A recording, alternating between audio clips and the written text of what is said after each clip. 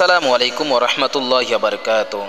দেশ এবং দেশের বাইরে যে যেখান থেকে আজকে এই ভিডিওটা দেখতেছেন তাদেরকে বলছি, আজকে আমি এমন একটা গাছ সম্পর্কে পরিচিত করে দেব যা হয়তোবা আগে শুনেছেন যে সাহাবী গাছ। সেই সাহাবী গাছ আপনাদেরকে আজকে বাস্তবে দেখাবো, আপনারা শেষ পর্যন্ত দেখুন।